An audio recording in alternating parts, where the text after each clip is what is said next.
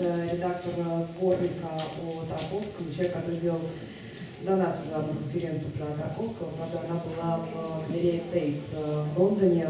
Пожалуйста, Натан Данн и доклад «Театр скуки Тарковского».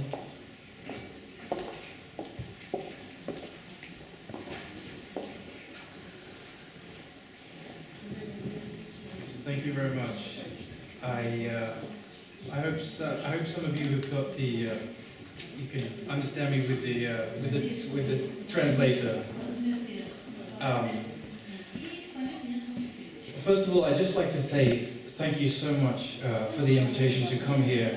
It has been some years since I met Yevgeny and Marina in London, and I just want to thank the editors of Seance magazine. It's a great privilege to come to Ivanovo and Plus.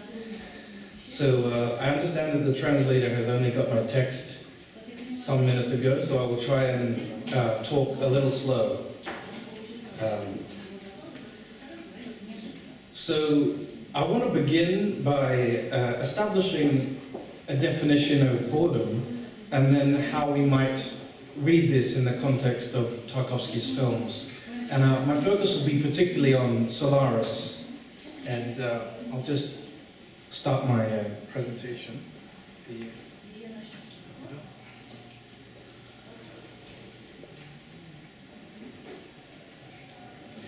So this is an image that was sent to me by one of the students of at a workshop, a rare workshop that Tarkovsky gave in Berlin in 1983, and I've often looked at this with some affection because apparently what he used to do was to stand and give a kind of dictatorial monologue for some hours to the students who were assembled there. But this, the student tells me, was a moment where he was looking despondent and bored, let's say. So I thought that might be a good way to begin. So in terms of the definition of boredom, the psychoanalyst Ralph Greenson in 1953 wrote that boredom is a phenomenon which is easier to describe than to define. And the uniqueness of this feeling of being bored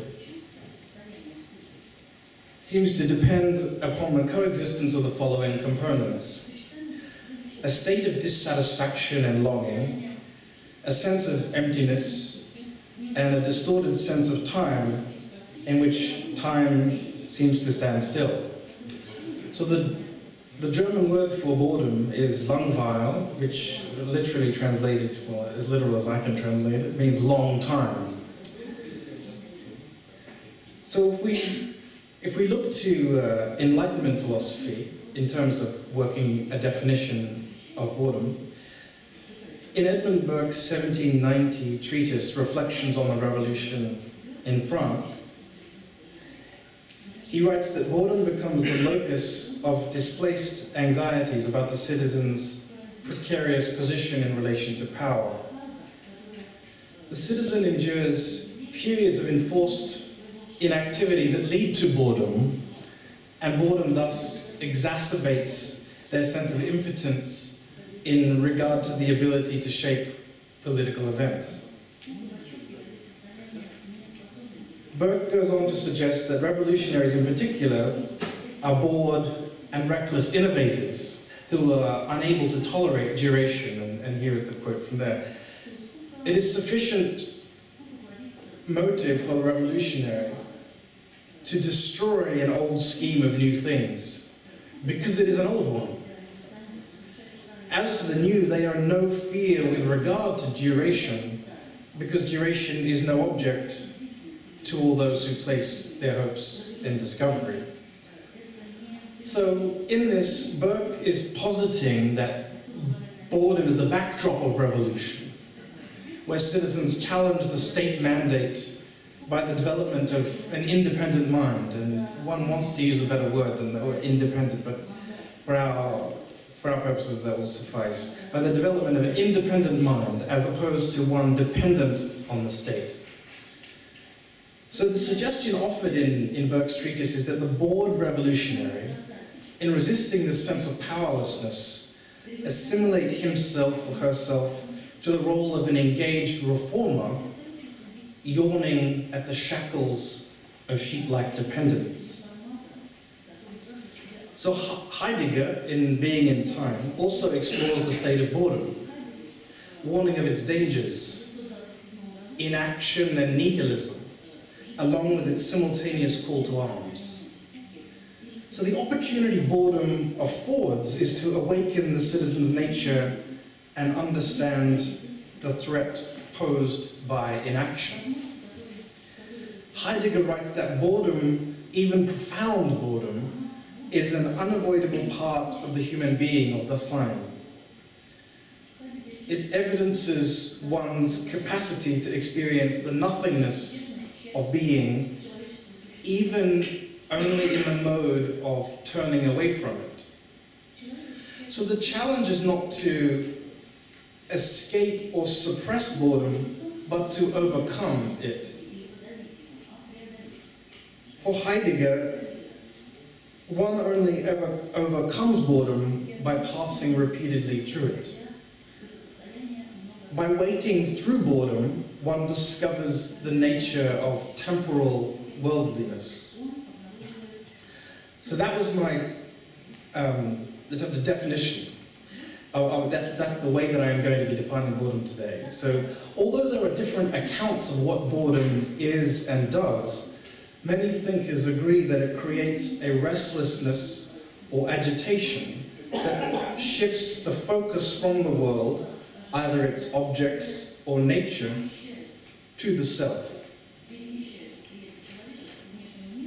In this, we might say that such a focus on the self has the potential to give flight from the dependent mind and to create a kind of independence in its wake, where the self is perceptually and psychologically refigured. So what I mean by the dependent mind is a state of being that is almost wholly without suspicion. So if we consider this account of boredom in the context of Tarkovsky's films, particularly Solaris, we see that Tarkovsky's aesthetic and philosophical sensibility created an alternative, or what I'm calling an alternative theatre for boredom, a space for the ideally independent Soviet viewer. In 1976, reviewing Solaris in the New York Times, Richard Eder wrote, "This complex and beautiful film is about humanity, but hardly at all about politics." Perhaps accustomed to the overt propaganda of the time, Eder missed the fine polemic, perhaps, embedded within the film's structure.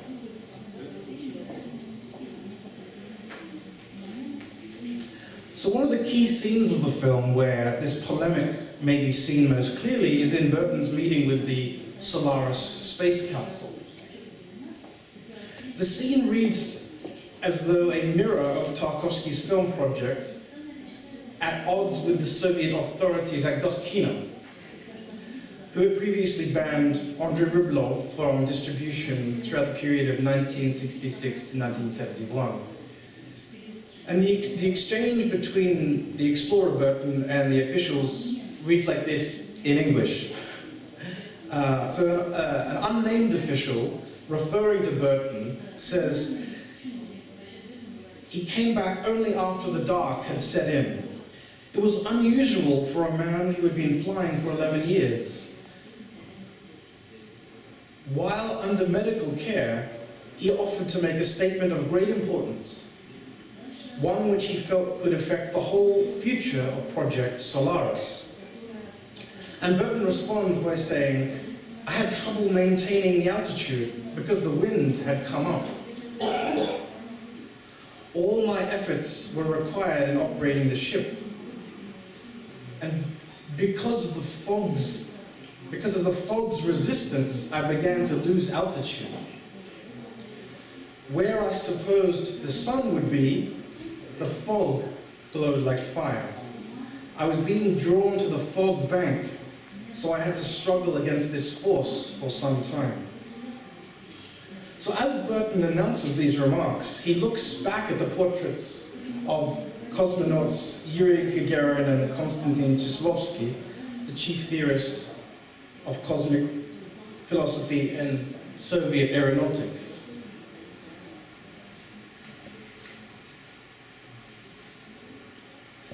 Tarkovsky here invokes the separation between the individual and the larger Soviet system, where the individual is impotent in the fetters of state authority. Burton believes in his mission to the outer cosmos that he glimpsed a garden beyond the blistering ocean, but he cannot see it, touch it, attain it, or describe it due to the density of the fog.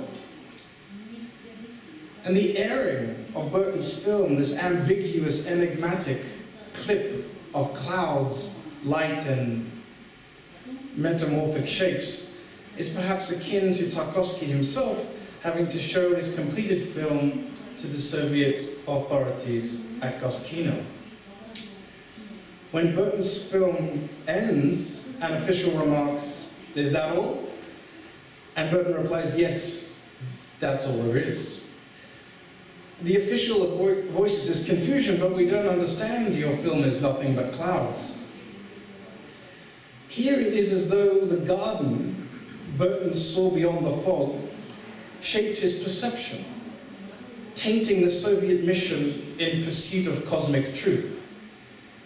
It is perhaps also akin to the notion that Tarkovsky's films were tainted by the West, in that they operate beyond the tenets of socialist realism.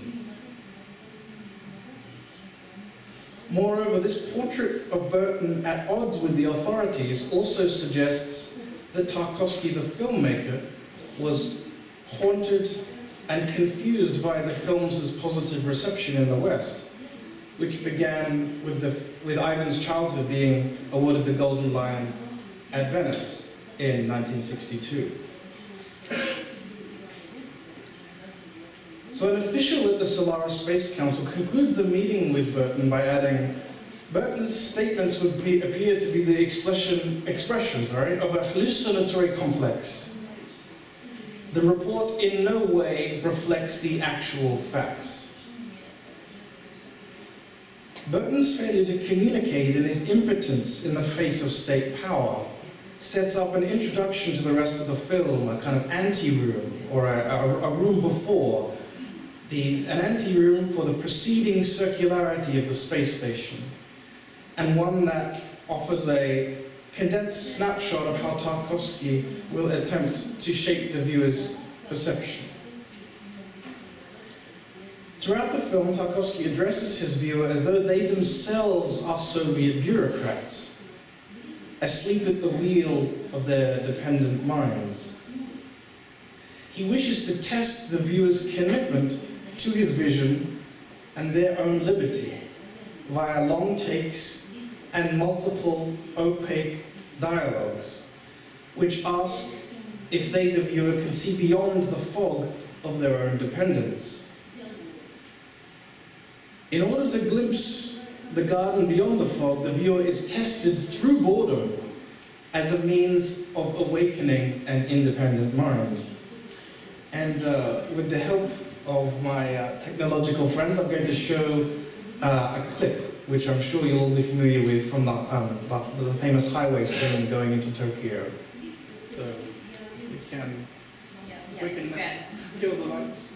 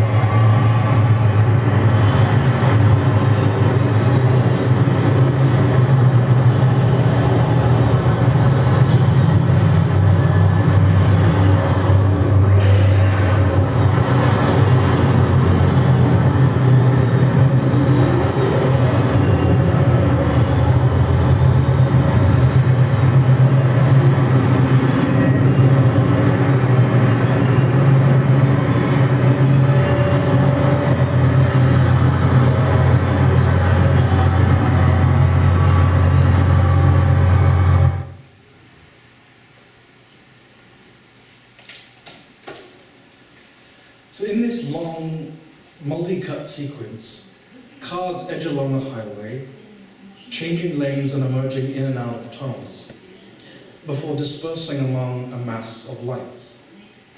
First, the cars are recognizable as everyday objects, utilitarian modes of transport. However, as the viewer is potentially bored by the repetitive nature of the scene, the cars, amid the density of the cityscape, become a fragment of their originary utility, a collection of lamps, a cacophony of sound, alien to human life. So in this context, boredom is inimical to the modern industriousness on which national progress depends. And moreover, in a similar way to the scene of Burton's meeting with the Solaris Space Council, the individual is subsumed within the wave of techno-science promoted by the Soviet state.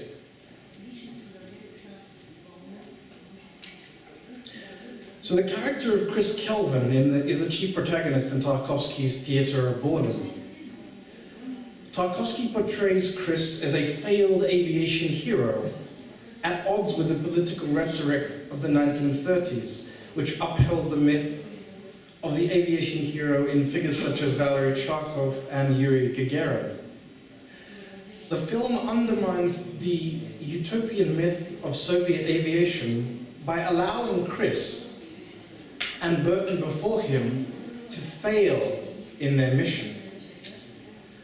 As Vlad Strukov has argued, rather than endure in the search for cosmic truth, Chris engages in a series of personal crises at the expense of his duty towards the state. Moreover, Chris's anxiety mirrored the anxiety of the times, well, at least from my distance, the anxiety of the times. The Soviet Union in the 1970s, where Tarkovsky, in long, intensely focused shots of Chris in the grip of existential weight, encouraged boredom and indolence in the viewer, thus allowing for the assimilation of Chris's retreat from techno-science into the realm of the personal.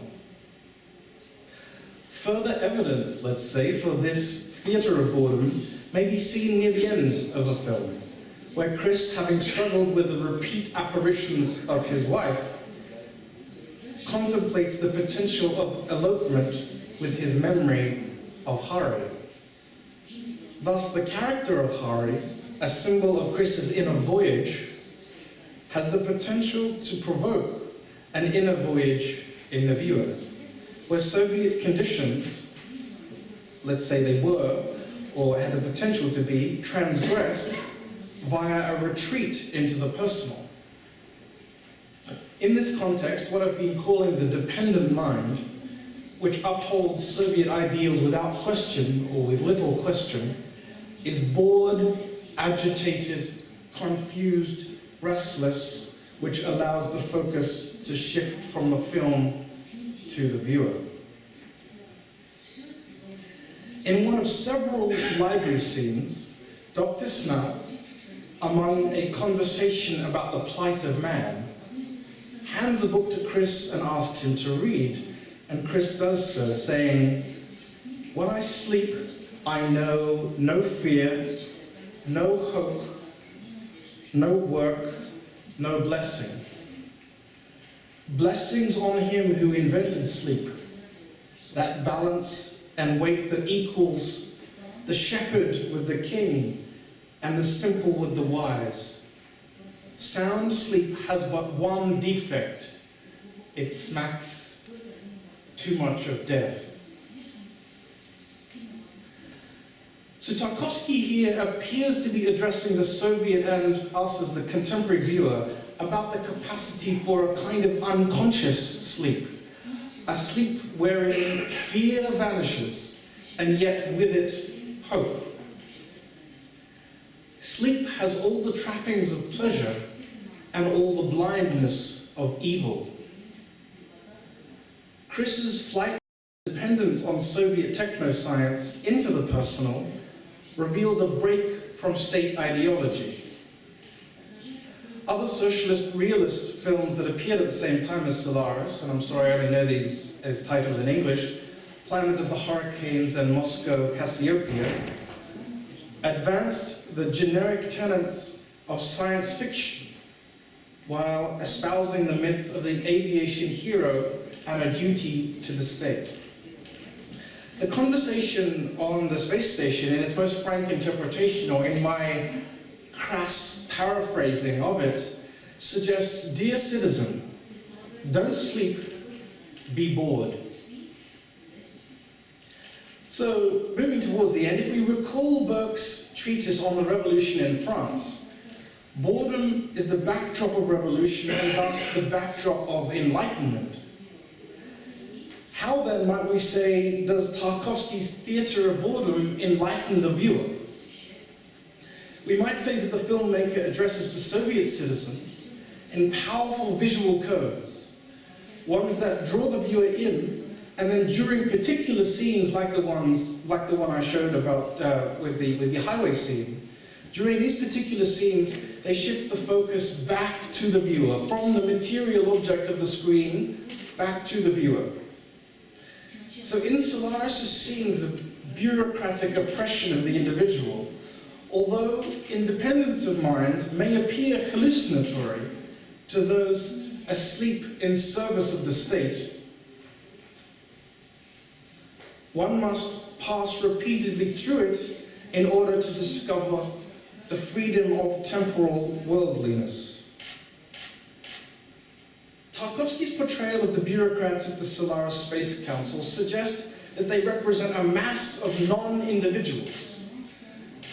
None of them are referred to by name, except for Professor Messenger, the one official who speaks in defense of Burton. The Soviet ideology they represent resembles a singular blockade without nuance, incapable of contemplation beyond the fog. Karen Petrone, in a recent book called Celebrations in the Time of Stalin, illuminates the dynamics of the relationship between Soviet citizens and the state during the creeping authoritarianism and terror of the 1930s. Parades were used, like the ones we see here, throughout the decade to model the behavior of Soviet men, women, and children who were idealized as fit and disciplined servants of the state. However, Petrone argues that the strict rigor of such parades meant an inevitable failure by citizens to live up to this standard. There was often insufficient practice time, which meant boredom and then a kind of agitated resistance, where participants openly rejected Stalinist celebrations through independent movements and postures, resulting in multiple interpretations of the spectacles, and thereby contesting Stalinism as a total system. We might say that the bored participants of these spectacles challenged the state by refusing to stay in line, refusing to step in line, thus marking out a different path beyond the otherwise uniform of red banners. In the context of Solaris, the characters Chris and Burton reveal a likeness to the bored participants of these Stalinist parades, in that rather than emulate the aviation myths of Gagarin and Valery Chlakov, they fail in the quest for cosmic truth, falling short of the total mission in favor of personal, independent-led journeys. And I don't know if it's possible to dim the lights just for this last slide. During my research over the last years, a friend of mine in London sent this picture of Tarkovsky to me on the top of a hill in Wiltshire in England. And it's two years, I think, after his defection. to the West. And it's during the time in which he was preparing to be the director of Boris Godunov at the Royal Opera House in London. And I guess so much of the image of Tarkovsky is, you know, a pious, tortured figure, but here he is shown rolling in the kind of yellow, you know, fields of England, let's say, with an unknown, shirtless friend in the bottom left corner, of which I've been unable to identify. So this is just coming to the end now. With this in mind, with everything that I've been suggesting, Dostoevsky, in Notes from the Underground, suggests that the profoundly bored will often do anything in revenge of their condition, believing that something outside the self must be made to pay for one's existential stupor. Dostoevsky suggests that out of boredom, people are brought, I love this phrase that he uses as well, at least in the English translation, suggests that out of boredom, people are brought to stick sharp pins into their neighbors simply to observe their reaction. Boredom, Dostoevsky writes, leads to every possible kind of ingenuity. So, in conclusion, Tarkovsky's theatre of boredom, what I'm calling his theatre of boredom, creates a kind of anti-boredom at its center, where the viewer is able to locate the self outside state ideology. That's it. I hope that we have got to some thrust of what I have been saying, but thank you very much. Спасибо. Спасибо большое. Может быть, есть вопросы о скуке?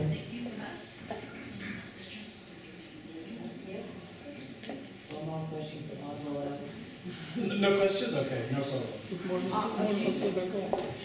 Вопрос, что это за фотография? Да, в Англии. В Англии, Жень. Это в Англии.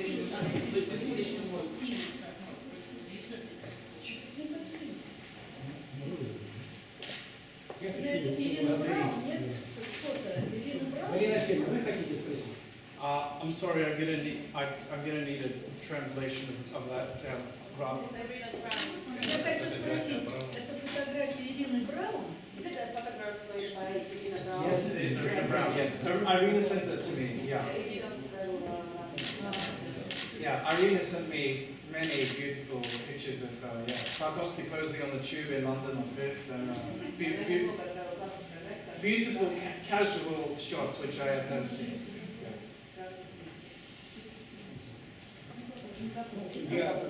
Микрофон. Я хочу поблагодарить господина Натана Данна за замечательное сообщение, особенно за вот эти кадры, которые меня по-настоящему растрогали. Задать вопрос на английском я, к сожалению, не могу по двум причинам. Всего слабости образования и по еще одной причине, которая будет ясна из вопроса. Наш пресвятый Александр Сергеевич Пушкин в 1826 году написал: «Деревня, где скучал Евгений, была прекрасный уголок». Но тут явно наблюдается конфликт между точкой видения Евгения и Александра Сергеевича. С точки зрения Евгения деревня скучна, а с точки зрения Пушкина она прекрасный уголок. Другой поэт, почти современник Александра Сергеевича, Михаил Юрьевич, сказал: «Ах, жизнь скучна, когда варенья нет». Надо сказать, что Андрей Арсеньевич очень любил Лермонтова, это, вероятно, по наследству перешло от Арсения Александровича. Так у меня такой вопрос. Как вы думаете, кому ближе Андрей Арсеньевич? К Евгению Онегину или Александру Сергеевичу? А может быть, к Лермонтову? Ну, исходя из темы вашего сообщения,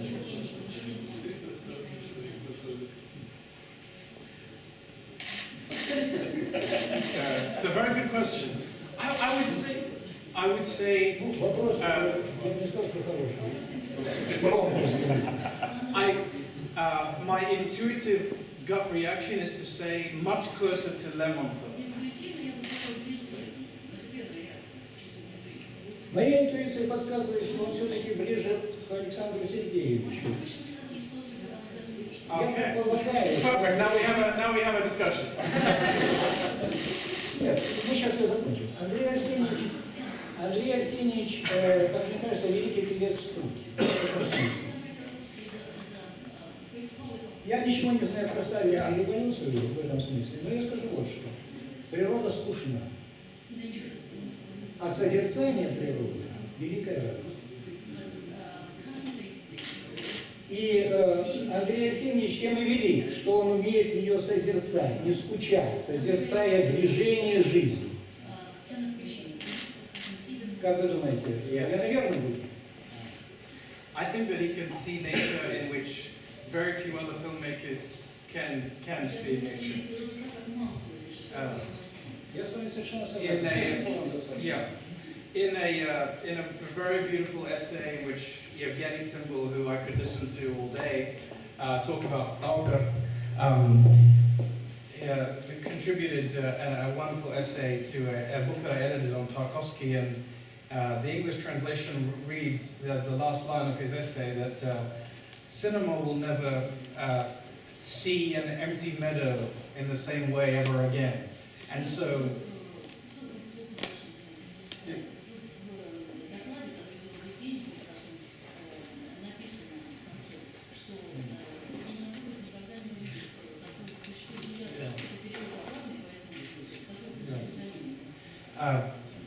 yeah, I mean, the way that Tarkovsky and obviously the cinematographers have been able to capture, I guess, yeah, I mean,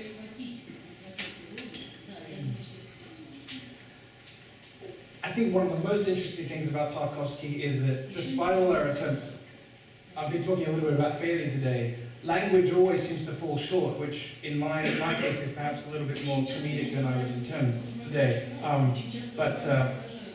I agree completely that he has a completely unique, or for want of a better word, unique vision of nature and a way of capturing, I guess, a sense outside of language that is perfect for the cinema.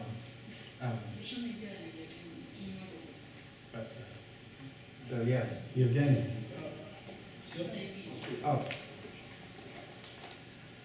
Oh, you have to finish. No problem. No, of course, thank you.